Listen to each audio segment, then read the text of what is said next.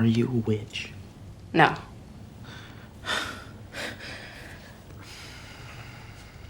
I mean, calling us witches is like calling the smart kids geeks or the athletes jocks. We prefer the term caster.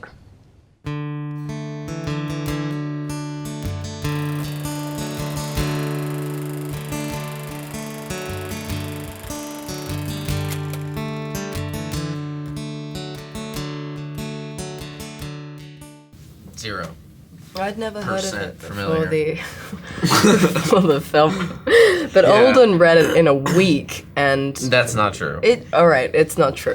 But he would be, in the first week of rehearsal, I would go past the gym in the warehouse, and while he was buffing up to play a jock, he'd also be reading the book on the exercise bike with the script, and made me feel like a not proper actor. But That's why I did it.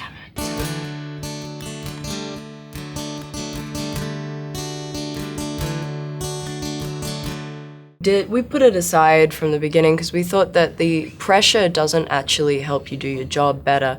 It just, in fact, it can just hinder your your relationship to the work and the material that you're actually working with now.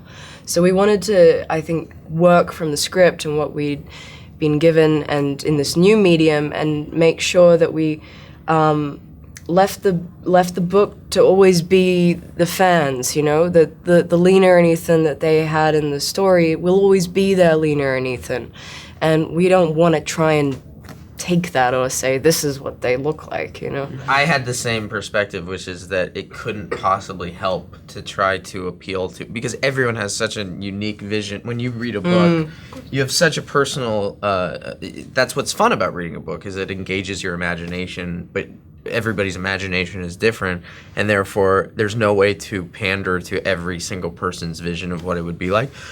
So I think what's great about the book is that it allows for this very idiosyncratic, humorous characters who are a little offbeat.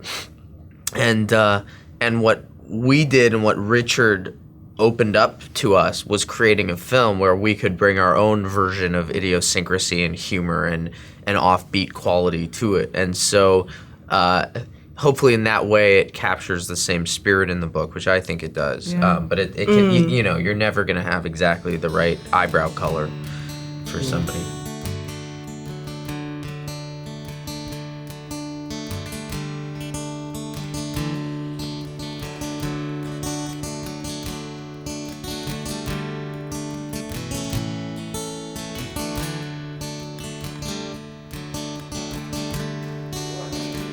Cut.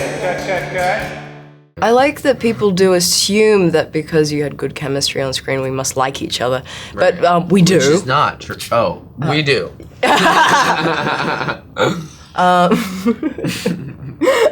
No, I think Alden made like a joke and said funny, smart things, and I was like, oh, okay, yeah, he's fine. Oh, and then it just worked.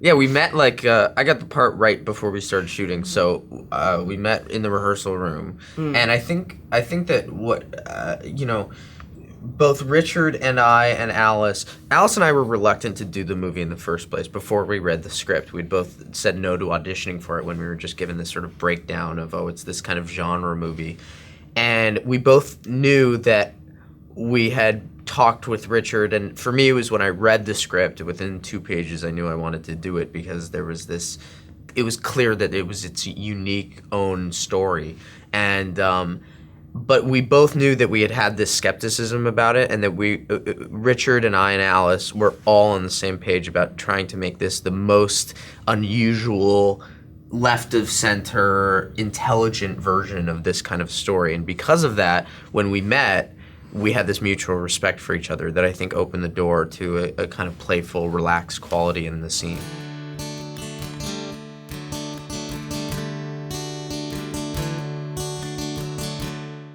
You know, I think that what I really liked about the characters in this story is that they weren't, you know, what I think can sometimes happen within the teenage genre is that, you know, people, they don't want to be cheesy, they don't want to be this, so it turns into a sort of manipulation of what they think teenagers, what a writer thinks a teenage person is, and what they think teenagers want to see of themselves.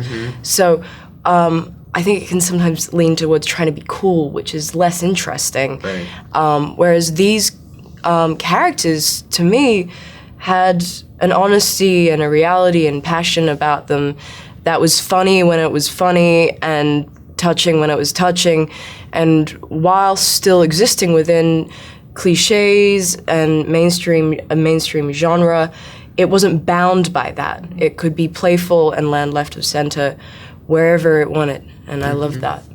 Yeah, and they're written as people as opposed to trying to capture some.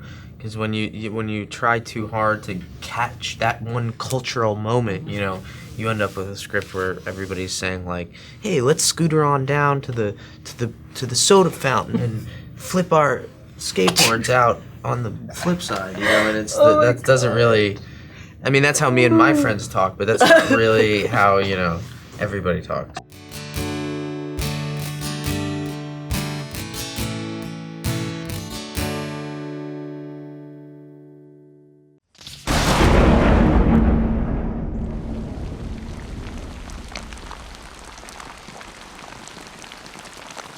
Really? Is this necessary?